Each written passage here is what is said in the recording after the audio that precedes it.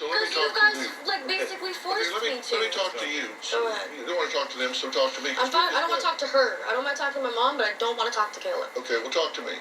Sounds great. You can't have any big angst with me because we just met. Exactly. I may run afoul pretty quick, but so far,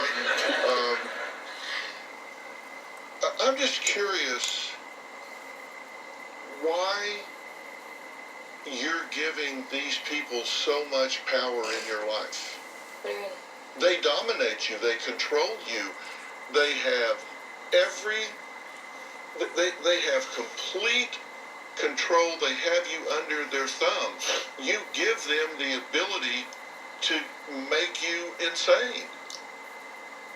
Why do you give her so much power? I don't, but he... No, yes you do. I try not to. Every time I try to stop it, he has something to say.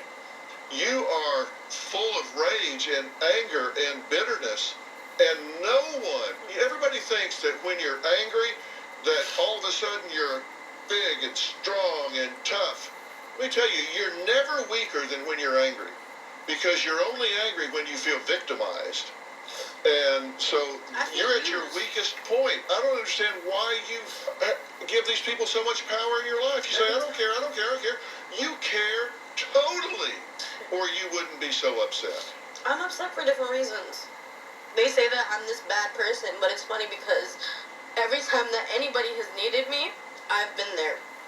So would it be accurate to say that you feel unappreciated? I feel so unappreciated. Like, my friends have even told me maybe I should just cut my family off because they're not going to change, because clearly they think I'm not going to change. Why bring me here if you think I'm not going to change? Because of how you're acting right now. I'm not allowed to be upset?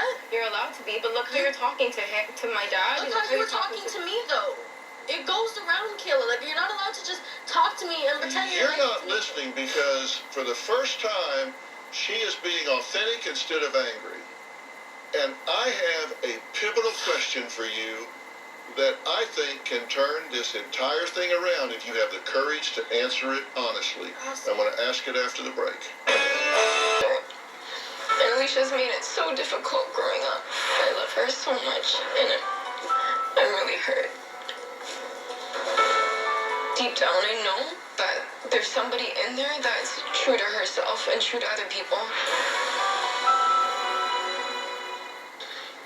Well, Kayla and her sister Alicia both agree on one thing: they cannot get along. And I said that all fingers are pointed towards Alicia here.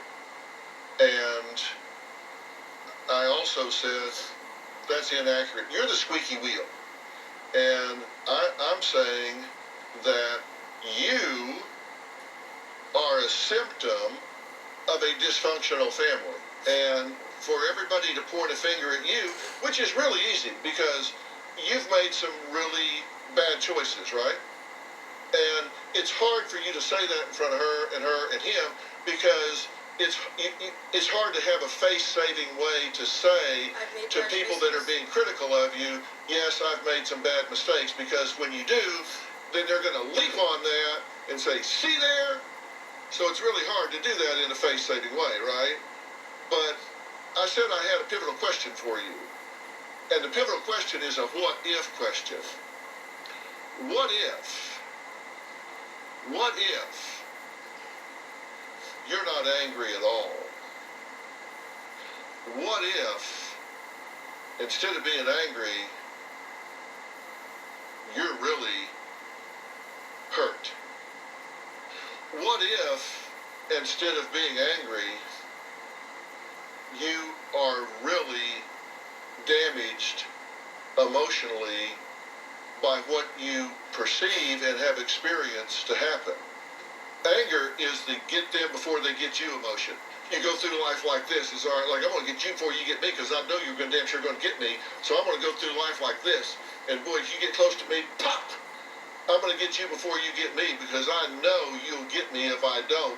And that's a safe way to go through life. Lonely, but safe way to go through life. You get them before they get you. And here's the problem.